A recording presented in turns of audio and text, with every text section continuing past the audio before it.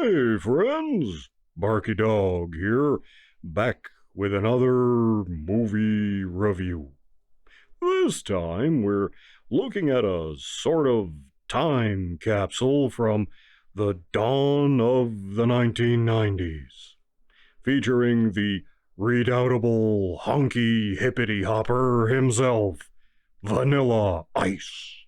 That's right, I'm talking about Cool as Ice from 1991. Cool as Ice was Vanilla Ice's only real starring role in a feature film, and the movie is all based around the bad boy persona he evoked. I think Ice had the same problem Eminem had, but Eminem was able to overcome it and have a long career. Namely, both artists were working in a genre that almost exclusively was populated by black performers. So when these white guys came along, it was a little hard to take them seriously.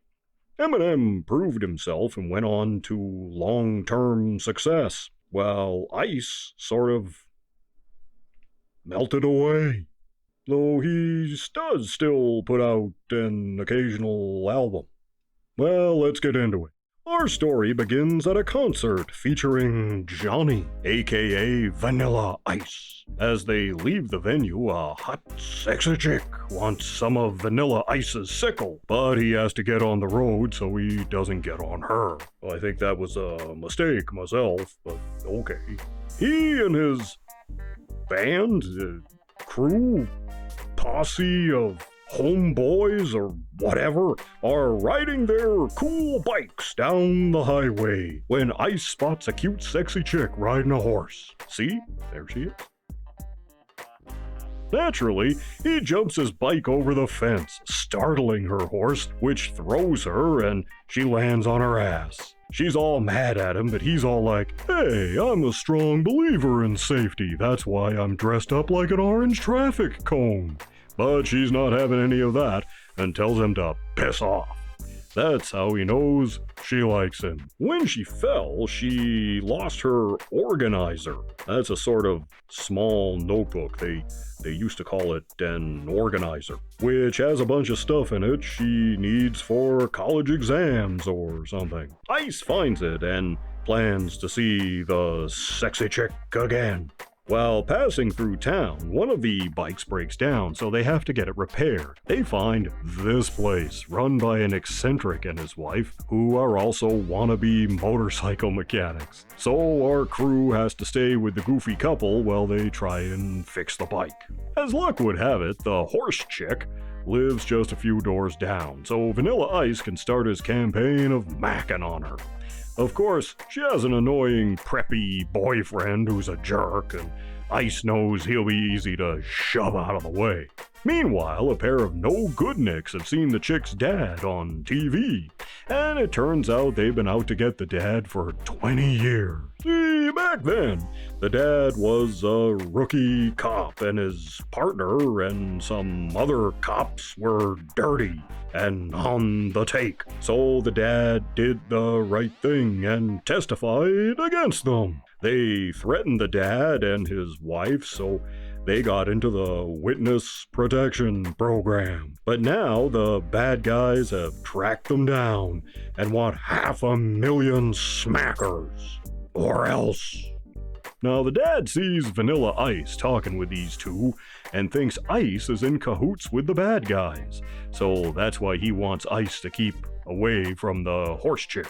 Along the way, Ice keeps smacking on the chick, shows the locals what real entertainment is, and takes on a group of locals, including the jerk boyfriend.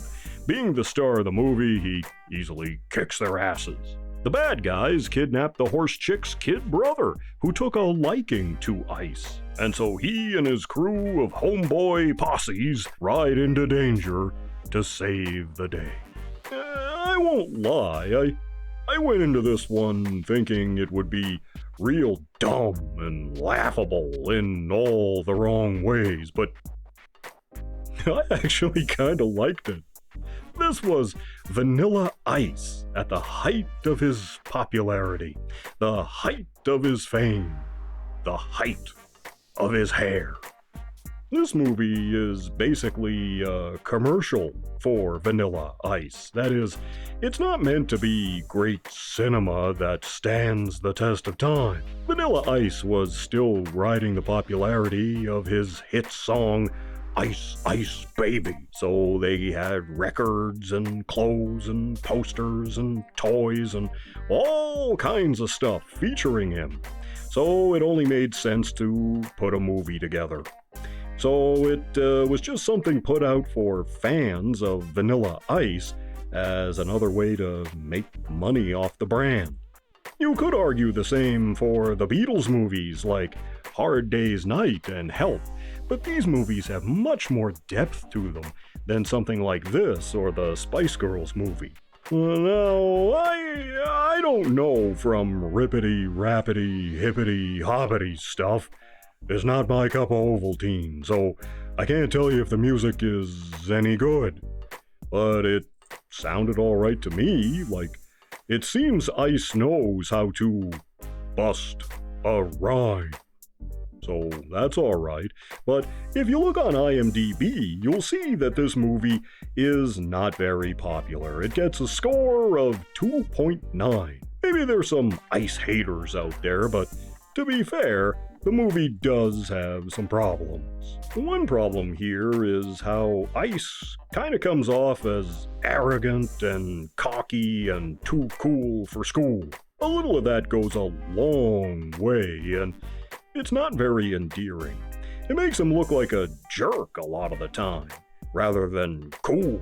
And he's kind of thoughtless and stalkery at times. Still, we do get to see another side of Ice's character, especially when he interacts with the kid brother.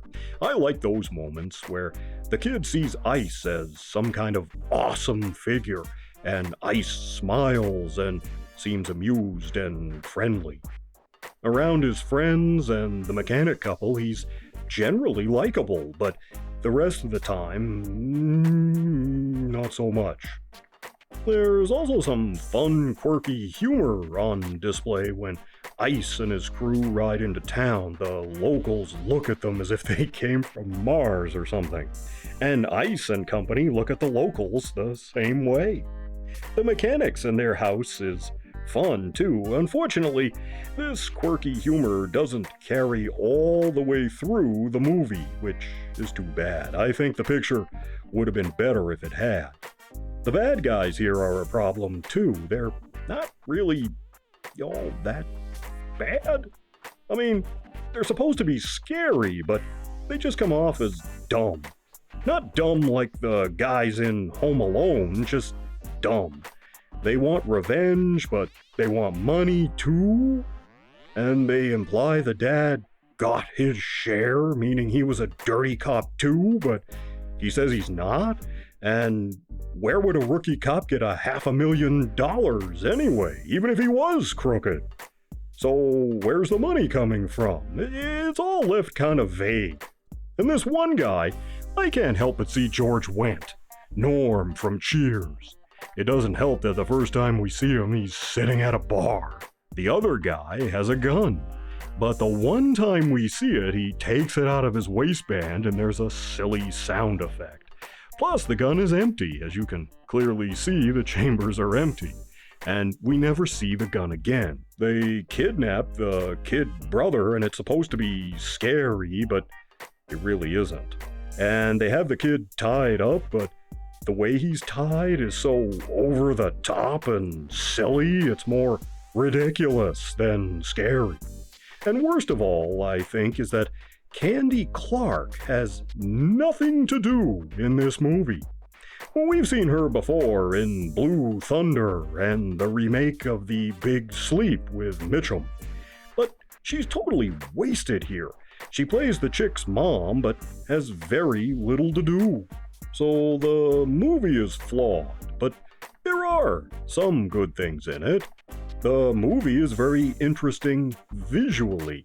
The director made music videos, so maybe that's why. It's kind of dynamic, just interesting. It has some energy. I liked some of the visual gags, although they needed a lot more of them. And the mechanic couple are funny. The man is played by the great character actor Sidney Lassick, a very familiar face. He was one of the inmates in One Flew Over the Cuckoo's Nest, among many other things. The wife was also a famous character actress, Dodie Goodman. She was in Grease and a lot of TV shows and a bunch of other things. Again, love their house. It's so absurd and interesting with lots of little details like the wild paint scheme and plants growing out of the TV. The dad gets better treatment than Candy Clark's character. The dad is played by Michael Gross. You may remember him as the dad on Family Ties. He's very good in this. Kristen Minter is the cute horse chick, and she's very good in the picture too. And again, Ice has those moments when he's likable with the girl, the kid brother, around his friends. He's young here, good looking, he's in top form, and has a great smile when he uses it.